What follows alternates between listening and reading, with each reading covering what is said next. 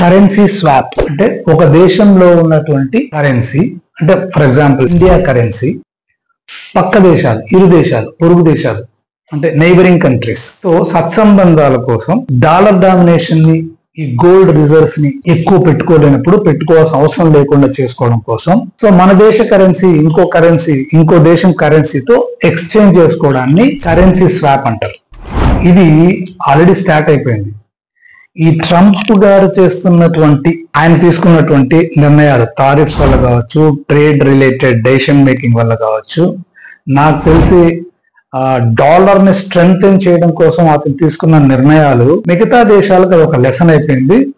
నాకు తెలిసి చాలా దేశాల కంటే ముందు ఇండియా, అందుకే మన గవర్నమెంట్ కి, మన ప్రధానమంత్రికి మనం ఖచ్చితంగా ఈ టైంలో మనం సెల్యూట్ చేయాలి. ఎందుకంటే లాంగ్ సైటెడ్ డెసిషన్ మేకింగ్ జరుగుతున్నాయి, అంటే దూరదృష్టితో తీసుకుంటున్న నిర్ణయాలు జరుగుతున్నాయి. విషయం ఏంటంటే ఈ కరెన్సీ స్వాపింగ్ అనేది కొన్ని దేశాలు మొదలు పెట్టేసి, అంటే వాళ్ళ నైబరింగ్ కంట్రీస్ తో అట్లీస్ట్, అంటే కాంటినెంటల్ గా for example Asian countries reserves ని పక్కన పెట్టి కరెన్సీ స్వాప్ ని చేయటం మొదలు పెట్టాయి. ఫర్ ఎగ్జాంపుల్ చైనా తీసుకోండి, వాళ్ళ కరెన్సీ ఏంటి? యువాన్. నైబరింగ్ కంట్రీస్ కి డాలర్స్ ని తగ్గించండి, మా కరెన్సీని ఎక్కువ యూజ్ చేయండి, మీరు మా కరెన్సీ పెట్టుకోండి అంటున్నారు. దానికి వాళ్ళు మాకేం అడ్వాంటేజ్ అనే క్వశ్చన్ వాళ్ళకి వచ్చినప్పుడు, ఆల్రెడీ మీరు ఏదైతే లోన్స్ ద్వారా కావచ్చు లేదా ఎక్స్పోర్ట్స్ ఇంపోర్ట్స్ కోసం వాడుతున్నటువంటి అమౌంట్స్ ని, లేదా డాలర్స్ రూపంలో కాకుండా నెక్స్ట్ గోల్డ్ రూపంలో కాకుండా, అఫ్ కోర్స్ ఫ్యూచర్ లో ఇది అక్కడ పోయి డాలర్స్ కిందకు వచ్చే అవకాశం స్టార్ట్ అయింది.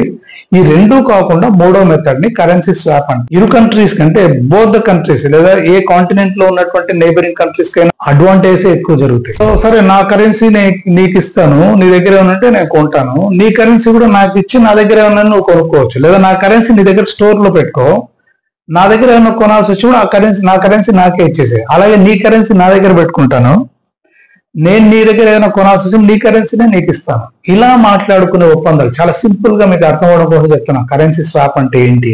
సో ఈ కరెన్సీ స్వాప్ కూడా అంటే లోకలైజేషన్, అంటే నైబరింగ్ కంట్రీస్ మధ్య సత్సంబంధాలు పెంచుకోవడం కోసం కావచ్చు, వ్యాపార పరిణామాల్ని సులభతరం చేసుకోవడం కోసం కావచ్చు, to make is everything, transactions ని ఈజ్ చేయడం కోసం. సో ఇవంతా కూడా ఎప్పుడో జరగాల్సినవి లేదా ఆలోచన లేనివి ఇవన్నీ వచ్చేస్తున్నాయి. అంటే కొత్తగా ఆలోచించడం తొందరగా మొదలు పెట్టేశారు ట్రంప్ గారి వల్ల.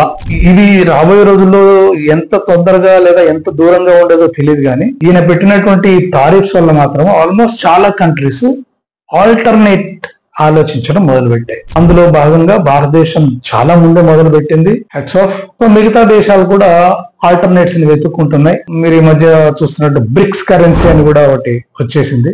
బ్రిక్స్ అంటే తెలుసు కదా, 5 కంట్రీస్ కలిపి కూడా ఒక కరెన్సీని తయారు చేసుకోవడాన్ని ఆలోచిస్తున్నారు. మోస్ట్ ప్రాబబ్లీ జరిగిపోద్ది కూడా అది కూడా, ఎందుకంటే ఏ దేశము ఇంకో దేశం యొక్క డామినేషన్ లో ఉండాలి అని అనుకోవట్లేదు. అంటిల్ అండ్ అన్లెస్ వాళ్ళు they bow to was something, విధిలేని పరిస్థితుల్లో అయితే తప్ప, మరి చిన్న కంట్రీస్ అయితే తప్ప. So my dear friends, it's about currency swap. నమస్తే.